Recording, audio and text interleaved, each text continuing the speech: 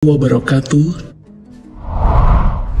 Sahabat beriman, sejak Prabowo Subianto terpilih sebagai Presiden Indonesia ke-8, perhatian publik tertuju pada siapa yang akan menjabat sebagai menteri, wakil menteri, dan pimpinan sejumlah lembaga negara lainnya. Namun yang sering luput dari pembahasan adalah siapa yang akan berperan sebagai ibu negara Indonesia. Meskipun tak diatur secara resmi dalam konstitusi, kehadiran sosok ibu negara sebagai pendamping presiden masih dianggap sebagai hal yang wajar. Oleh karena itu, perhatian masyarakat tertuju pada Siti Hediati Haryadi atau Titi Soeharto yang hadir dalam upacara pelantikan di Istana Negara. Khususnya agenda yang difokuskan pada pelantikan menteri, wakil menteri, dan kepala badan. Kehadirannya tak sekedar sebagai tamu karena ia berdiri di barisan depan, menandakan posisinya yang penting dalam acara tersebut. Gestur keduanya yang saling berinteraksi pun tak luput dari sorotan, menguatkan spekulasi publik. Isu ini semakin berkembang ketika sebuah entry di Wikipedia mencatat Titi Soeharto sebagai ibu negara ke-8. Meski spekulasi tersebut segera ditepis karena Titi Soeharto tak duduk di posisi yang resmi disediakan, melainkan posisinya digantikan oleh Didit Prabowo.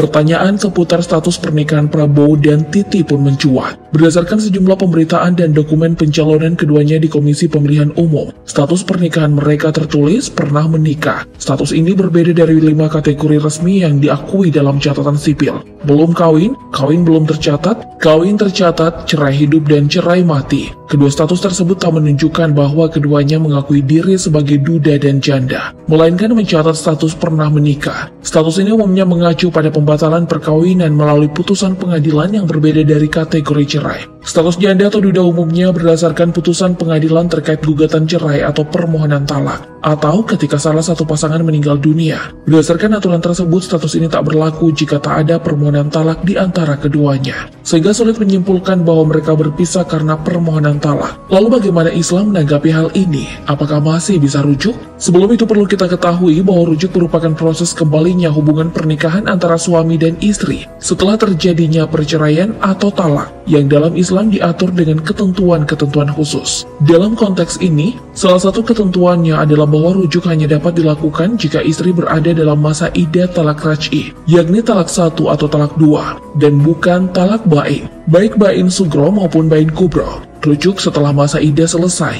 seperti dalam kasus bain sugro, dianggap tidak sah. Apabila suami masih ingin kembali dengan istrinya, maka ia harus melakukan akad nikah yang baru, sebagaimana halnya dengan pernikahan pada umumnya. Hal ini telah dijelaskan oleh para ulama dan ditulis oleh Kemenak dalam laman Tanya Jawab Fikih. Jika seorang suami menalak istrinya dengan talak 1 atau 2, ia berhak rujuk selama masa iddahnya belum habis. Jika masa iddah telah habis, suami boleh menikahinya kembali dengan akad yang baru.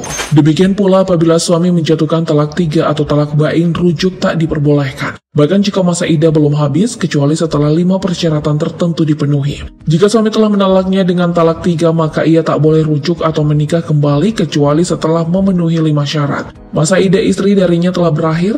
2. Istri harus menikah dengan pria lain atau muhalil. 3. Hubungan suami istri dengan muhalil telah benar-benar terjadi. 4. Istri berstatus talak bain dari muhalil. Dan 5. Masa iddah istri dari muhalil telah selesai. Istri yang ditalak dengan talak fasak, talak hulu, dan talak bain tak dapat dirujuk kembali oleh suaminya. Jika suami ingin memperbarui hubungan pernikahan dengan istri dalam kasus-kasus ini, ia harus melakukan akad nikah yang baru. Hal serupa berlaku bagi istri yang telah ditalak tetapi belum pernah dicampuri, karena dalam situasi ini ia tak memiliki masa iddah yang perlu dijalani. Ketentuan lain yang perlu diperhatikan dalam rujuk adalah bentuk ungkapan yang digunakan, yang dapat berupa ungkapan jelas dan tegas, atau sindiran kinaya yang disertai niat. Contoh ungkapan tegas mencakup, aku rujuk kepadamu, engkau sudah dirujuk, atau aku mengembalikanmu sebagai istriku. Contoh ungkapan sindiran meliputi, aku menikah lagi denganmu, atau aku kembali menikahimu. Syekh Ibrahim juga mengingatkan bahwa ungkapan rujuk tak boleh disertai dengan ketentuan tambahan seperti syarat ta'liq atau batas waktu tertentu. Misalnya ungkapan aku rujuk kepadamu jika engkau mau,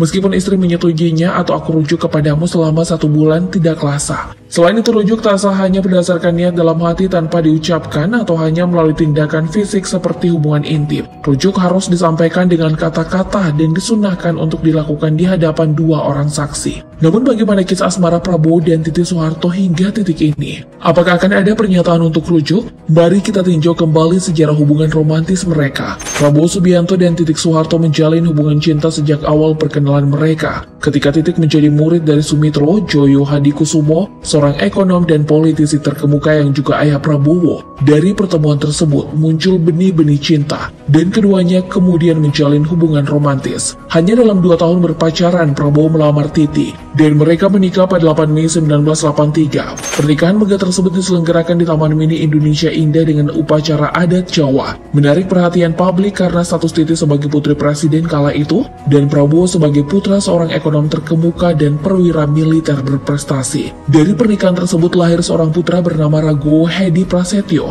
atau yang lebih dikenal sebagai Didit Prabowo. Hubungan keduanya memang didasari oleh cinta. Namun muncul pertanyaan tentang alasan pembatalan perkawinan. Pembatalan perkawinan tak hanya dapat diajukan oleh suami atau istri, tapi juga oleh keluarga dalam garis keturunan langsung, yang memungkinkan adanya faktor eksternal dalam perpisahan mereka. Spekulasi yang beredar mengaitkan perpisahan tersebut dengan memanasnya situasi politik pada akhir masa pemerintahan Soeharto pada tahun 1995, yang dikatakan turut memicu renggangnya hubungan antara keluarga Sumitro dan keluarga Soeharto. Ketegangan antara keluarga Sumitro dan Soeharto dipicu oleh sikap kritis Sumitro terhadap kebijakan Soeharto, khususnya kritik terkait dugaan korupsi dalam dana pembangunan, yang memicu kemarahan Soeharto. Ketegangan ini semakin meningkat pada tahun 1998. Di tengah krisis ekonomi, politik, dan sosial yang mengguncang Indonesia, pada 21 Mei 1998, Soeharto mengundurkan diri dari jabatan presiden setelah tekanan yang kuat dari berbagai pihak, termasuk mahasiswa yang menduduki gedung MPR DPR. Keluarga Soeharto menyalahkan Prabowo Subianto yang saat itu menjabat sebagai Panglima Kostrad atas insiden tersebut, menuduhnya gagal menghalau mahasiswa serta diduga berperan dalam jatuhnya Soeharto. Bersamaan dengan itu, pernikahan antara Prabowo dan Titi pun berakhir dengan perceraian. Kendati berpisah, Prabowo dan Titi tetap menjaga hubungan baik dan silaturahmi. Mereka masih sering bertemu dalam berbagai kesempatan, baik pribadi maupun politik. Hubungan Prabowo dengan keluarga Cendana juga tetap terjalin baik. Setiap kali mencalonkan diri dalam Pilpres, Prabowo menyempatkan diri untuk bersilaturahmi dengan keluarga Cendana. Dari sisi dukungan politik, pada tahun 2018, Titi memilih keluar dari posisinya sebagai anggota DPR RI dan bergabung dengan Partai Berkarya yang didirikan oleh Tommy Soeharto. Namun pada tahun 2023, ia meninggalkan Partai Berkarya dan bergabung dengan Partai Gerindra, di mana ia segera menempati posisi Wakil Ketua Dewan Pembina. Dalam kampanye Pilpres, Titi juga turut serta dalam tim kampanye nasional Prabowo Gibran sebagai anggota Dewan Penasihat. Setelah Prabowo resmi menjabat sebagai presiden, Titi pun tampak sering menghadiri agenda kenegaraan resmi bersamanya. Di luar agenda politik, keduanya juga sering terlihat bersama, seperti saat Prabowo menghadiri perayaan ulang tahun Titi yang ke-65. Pada sebuah acara, Prabowo bahkan mendapat potongan tumpeng pertama dari Titi. Dalam momen lain, saat Titi Soeharto merayakan pelantikannya sebagai anggota DPR RI, Prabowo juga turut hadir dan tampak dalam foto yang diunggah Titi di Instagram, di mana keduanya berdiri berdampingan di barisan depan,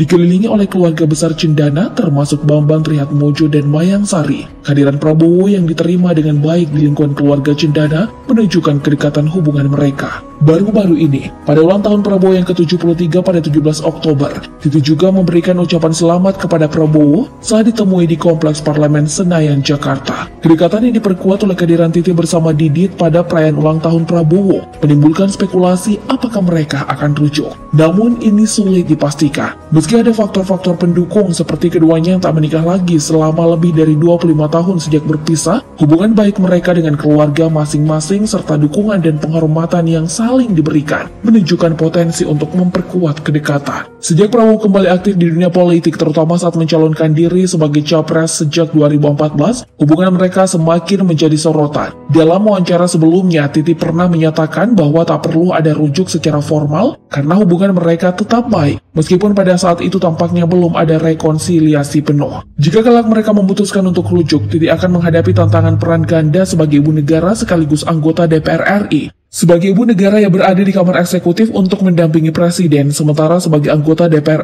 RI, ia berperan dalam legislatif yang menguasai kinerja pemerintahan termasuk presiden. Jika arah untuk menjadi ibu negara lebih ditegaskan, maka idealnya Titi akan perlu melepaskan tanggung jawab di parlemen.